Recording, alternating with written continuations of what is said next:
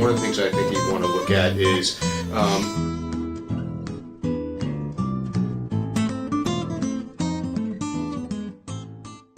Hey everybody, thank you for tuning in. I've had a, actually this painting behind me,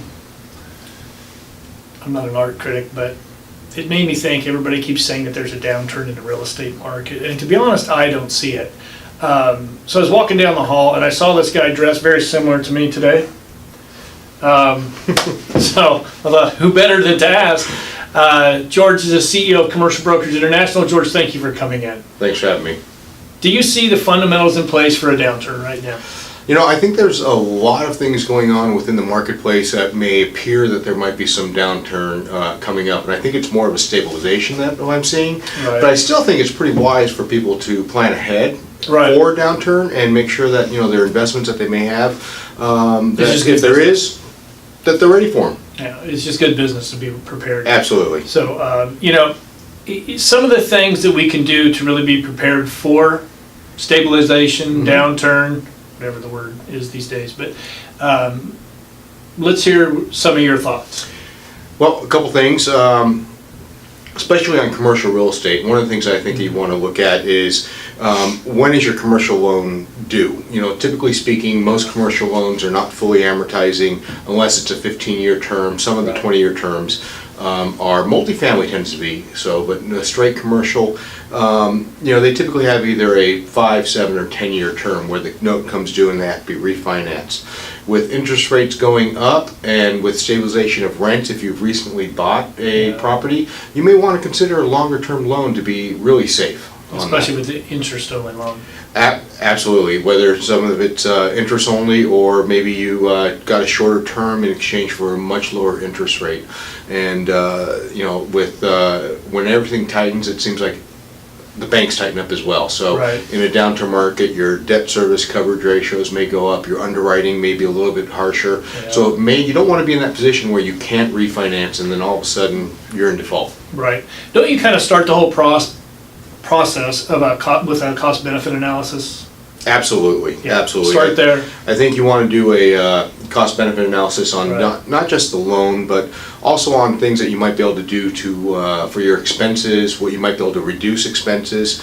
You know, one of the factors we like to look at, especially when it comes to, or a good rule of thumb, when we look at capital improvements, is how long till it pays off. Meaning, if you're going to make an improvement that, let's say, it's going to cost $1,000.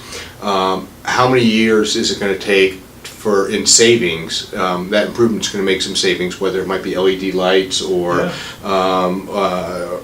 whatever it may be. How long does it take to repay that investment? And if you're looking at a 3-year term roughly, then it's actually probably a pretty good investment to actually take a look at.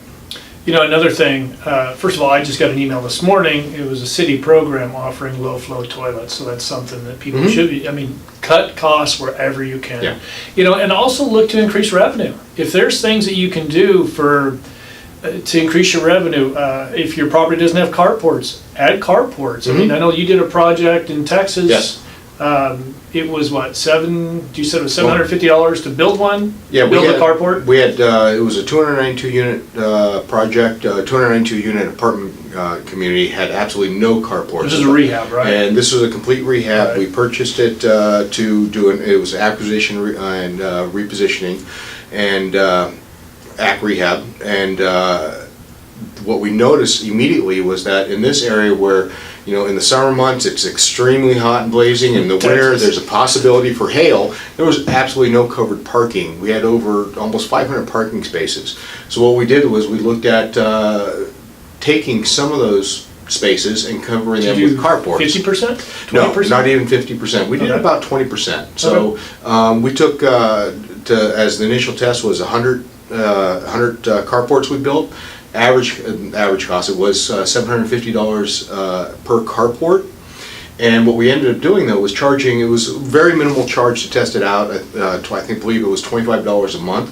But that $25 a month translates to $300 a year. The payoff was then only roughly two 2.5 years, if that, 2.5 years to pay it off. But more importantly, that was pure profit. So on a cap rate basis, that actually increased the income. Even though it cost us $750 a carport, it increased the value of the property for every paying carport almost $4,000. Yeah. So immediately there was an increase in value for the property. That's a good way to go. Also, if you can create storage, renters love, tenants love to have storage. It's a great way to go. Accent walls, another thing that you can do that, paint a wall, charge 15, 20, 25. I'm sure you guys do that. That's just another way to really create some revenue. But also, the number one thing is keep your tenants happy. Keep people in place. You might have to evaluate your, do a market survey, see what your leases are at. You might have to back up on, if you're getting some vacancies, you might have to come down a little bit, or, some of your tenants might come in for a rent reduction. You're going to have to do an evaluation and really see if that's something you should be doing. So really make sure you're doing a market survey at least every 6 months, if not every quarter. Also, I guess one last thing, we don't want to ramble on all day, I guess, but big repairs, big projects. Knock them out now. Yeah. Knock them out now and be done with them. So if a downturn, your cash flow gets a little bit tighter, you've got room to do that. And also have a backup fund, have a little money put away. Yeah. No, absolutely. I think you really should do a kind of almost a reserve study analysis on your major components, whether it's your roof, whether it's your air conditioning or chiller system or whatever it may be, boilers. Anticipate the life expectancy of them and budget for them, so you all of a sudden you're not stuck in the middle stuck with a 50,000, 100,000, or in some cases, we part of that act rehab job with the 219 units, we replaced all the roofs, and it was close to $400,000. Ouch. Yeah. So keep but we expected that and planned for it. So that's the thing. Being sure that you look at your budget ahead of time. So. Well, George, thank you very much for coming in. Thank you for tuning in. Make sure you subscribe at the bottom. We're going to keep putting these videos out every week. And so stay tuned. Thank you.